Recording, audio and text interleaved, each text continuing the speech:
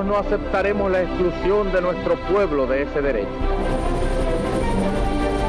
Mr. Gorbachev, tear down this wall.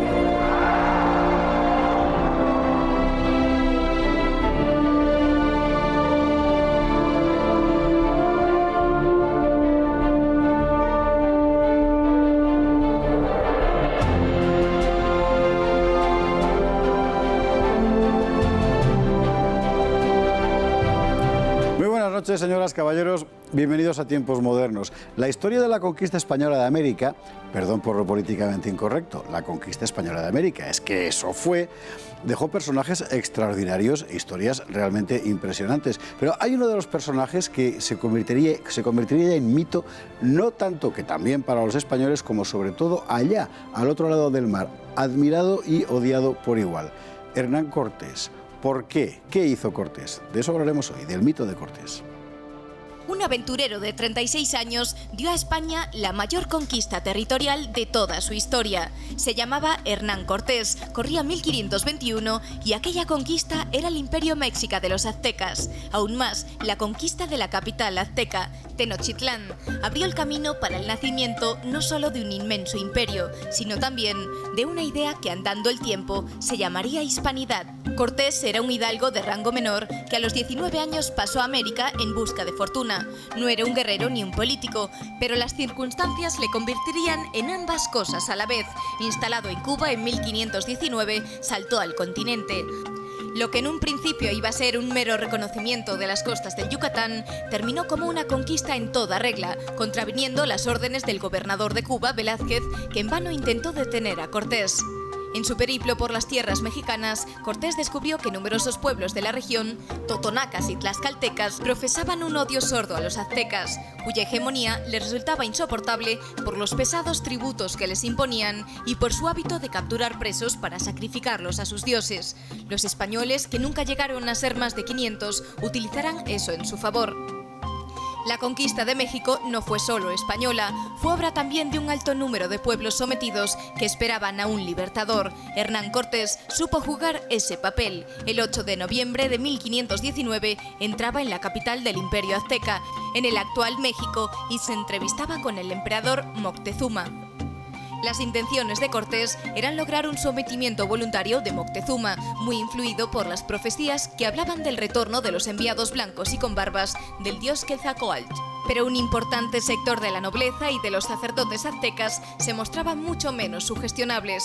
Cuando Cortés tuvo que abandonar temporalmente Tenochtitlán, dejando al mando a Pedro de Alvarado, este cometió el grave error de reprimir a sangre y fuego una supuesta conjura. Los españoles tuvieron que huir sufriendo grandes bajas. Fue la noche triste. Cortés logró rehacerse y derrotar a los aztecas en la batalla de Otumba, tras la cual recuperó la confianza de sus aliados indígenas y planificó con calma la conquista de Tenochtitlán. La batalla final fue en realidad una lucha a muerte entre indígenas donde tlaxcaltecas y totonacas ajustaron sus cuentas con los aztecas.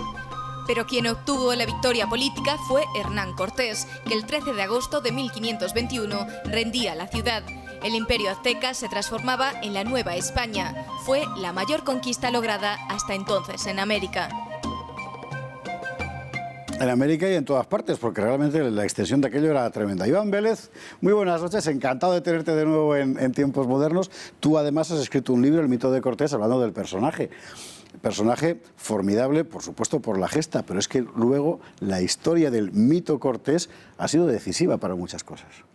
Sí, claro, la distancia que existe siempre entre lo que protagoniza el individuo y la visión que se da de él. La verdad que Cortés sufre una serie de transformaciones a lo largo de 3 siglos, los siglos del virreinato, que van pues sucediéndose y que van añadiéndole componentes míticos, y luego pues sufre, digamos, la quiebra que sufrieron muchos de los héroes hispanos pues a raíz de la reescritura de las historias nacionales, en este caso la mexicana y gran parte de la española. O sea, Cortés está afectado por la leyenda negra en México, pero también, por supuesto, en España, ¿verdad? Es interesante porque Cortés hace una barbaridad, que es la condena de muerte de Cuauhtémoc, si no me equivoco, pero todo su periplo realmente no es el de un carnicero para nada. Ni siquiera es exactamente el de un jefe guerrero, porque es interesante que todo su recorrido fundamentalmente es el de un negociador.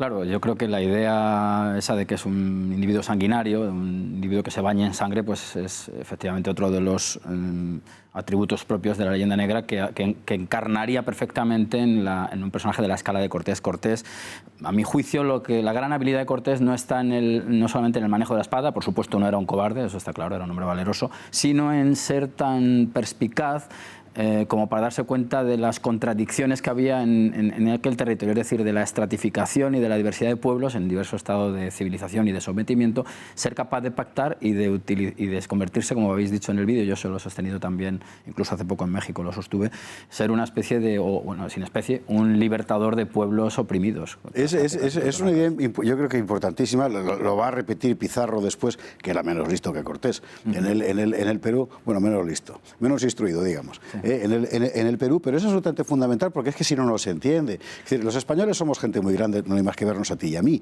pero 500 no conquistamos el imperio mexica, ¿verdad? Es decir, ¿cuántos tlaxcaltecas, etcétera, había en Tenochtitlán al final? Hasta 100.000 combatiendo. No, claro. El músculo de Cortés se lo dan los tlaxcaltecas fundamentalmente. Primero los totonacas, a los cuales vence, y luego los tlaxcaltecas que vence y que enseguida se dan cuenta de que están más protegidos bajo la autoridad de Cortés, que en el fondo era la autoridad imperial de Carlos V y con la implantación, por supuesto, del catolicismo en aquellas tierras, que bajo el yugo de un Moctezuma, que además se le presenta novelescamente como un hombre pusilánime, pero era bastante severo. De hecho, además, aconsejó a Cortés que fuera duro con los propios súbditos una vez que estuvo capturado por los españoles. O sea, que digamos que la conquista, en gran medida, el grueso de la tropa, de la hueste de Cortés, es indígena, y esto es algo pues que contradice enormemente las visiones que se suelen arrojar sobre Cortés. Porque además la mayoría de ellas son visiones nacionalistas del siglo XIX, claro, XX, elaboradas por las élites nacionales, ya sea mexicanas, argentinas, de donde sea, o españolas incluso también. No, es que en el XIX a mí me parece que se producen dos cosas que hay que combatir si queremos ser más equilibrados a la hora de interpretar los hechos. Por un lado, pues se produce esta especie de conexión de esas nuevas naciones con el periodo prehispánico, cosa que es absolutamente errónea, es decir, el México actual está mucho más emparentado con el virreinato de la Nueva España que con lo que hay antes. Y por otro lado, por lo que respecta a los personajes, pues en este siglo del romanticismo, pues se mitifica el héroe individualista, y yo creo que ni una cosa ni otra encajan, al menos en la visión que yo hago sobre Cortés. Cortés, por supuesto, es un hombre destacadísimo, insisto en ello, pero al fin y al cabo es una especie de sumatorio de fuerzas que le van empujando hacia el interior. En Veracruz es donde se fragua el Cortés que penetra en la tierra, porque no era el objetivo inicial, y eso lo hacen parte de sus compañeros, los que querían seguir avanzando. En Veracruz es donde las naves, que no las quema, las barrena, hay que recordarla con la cosa, que esto es importante. Doña Marina, personaje, la Malinche, en fin, personaje utilizado habitualmente como ejemplo del mundo amerindio que se humilla ante el nuevo poder. Hay que recordar que esta muchacha era esclava. Era esclava. Y que había sido vendida porque los amerindios tenían la costumbre de utilizar a las mujeres como objeto de cambio. Eso es. Todos sin excepción, prácticamente. Sí, doña Marina, además, si nos damos cuenta en la iconografía de los lienzos que existen, de iconografía indígena, siempre aparece, Cortés aparece en unas sillas parecidas a estas, ¿verdad? Y enseguida encontraríamos aquí, si yo fuera Cortés, que no lo soy, encontraríamos aquí a doña Marina pues interpretando y aconsejando, porque doña Marina fue fundamental, e incluso en el episodio de Cholula es la que da el chivatazo de que se está fraguando una emboscada, ¿no? O sea que doña Marina es esencial, y el papel que juega, a mí me parece muy injusto llamarla Malinche y tender al malinchismo que es una especie de patología mexicana actual, que creo que es muy negativa para México. Yo creo que doña Marina lo que hizo pues era luchar por su liberación del estado de esclavitud en el que estaba sometida, y es lo que hicieron otros pueblos, ver que las condiciones que les ofrecía Cortés, aun cuando no fueran las mejores imaginables, eran superiores a las que... Una cuestión que hay que plantear con toda crudeza, por políticamente incorrecta que sea, que es que hay civilizaciones donde la gente vive más cómoda que en otras. Claro. No diré superiores o inferiores por no ponerme aristotélico, pero es evidente, claro. Bueno, el aristotelismo tuvo mucho peso en la conquista de América. Eso es un tema para... Hay mucha tela que cortar. Vamos a dedicarle un día uno a la controversia de Valladolid, efectivamente. Sí, y lo que yo diría, además, la importancia que tiene doña Marina está también en su participación activa en uno de los frutos principales de la conquista de América por parte de los españoles, que es el mestizaje. El hijo que tuvo Cortés con doña Marina recibió el hábito de Santiago, es decir, una de las más altas distinciones de la época. Y Cortés además llegó a afirmar algo así como... Él tuvo otro Martín Cortés, digamos...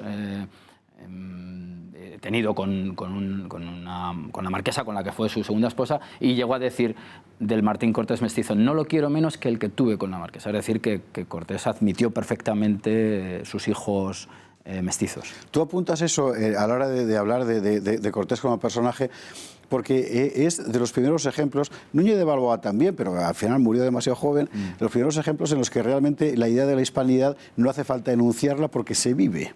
Ejercita, y es un poco, efectivamente se ejercita, y es un poco eso. Lo llamativo es que en los años posteriores, y sobre todo a partir de las emancipaciones, las élites criollas nacidas de aquello, para legitimarse a sí mismas, hayan preferido abandonar esa historia, que es la suya real, de la que ellos proceden, para entroncar con un pasado ficticio al que no pertenecen.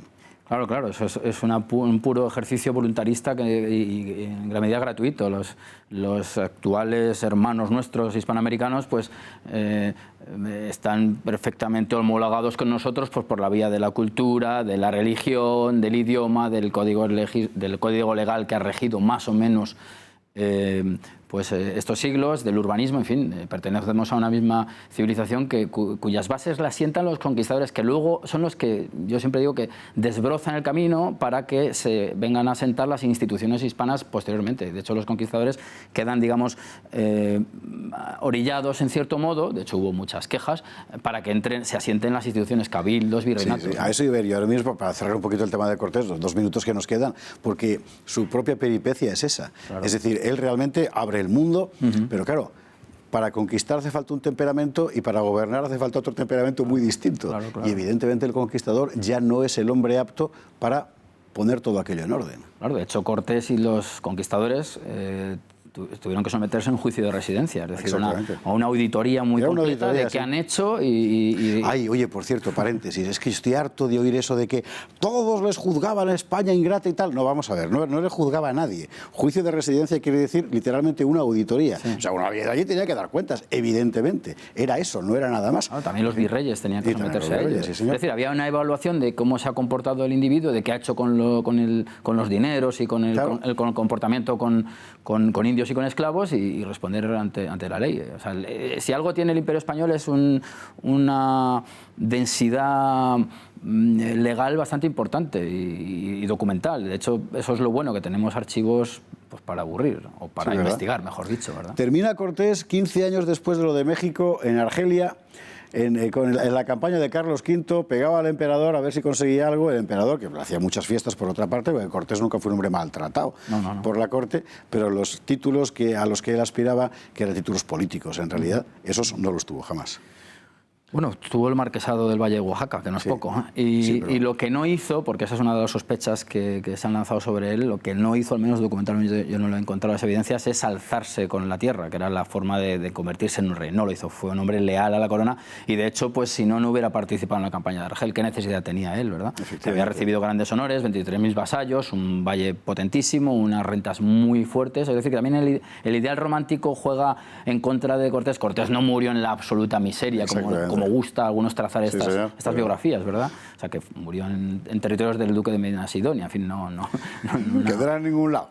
No era Iván Vélez, muchísimas gracias, que se nos acaba el tiempo. Gracias. Las historias de todos los conquistadores, de todos ellos, son extraordinarias. Hernán Cortés, además, tiene una densidad formidable, personalmente y por su propia peripecia vital, como para inclinarse sobre ella. Y el libro de Iván Vélez, del mito de Cortés, es extraordinario para iniciarse y para reflexionar, que es de lo que se trata. Iván, muchísimas gracias. A vosotros. Y a ustedes, como siempre, muchísimas gracias y buenas noches.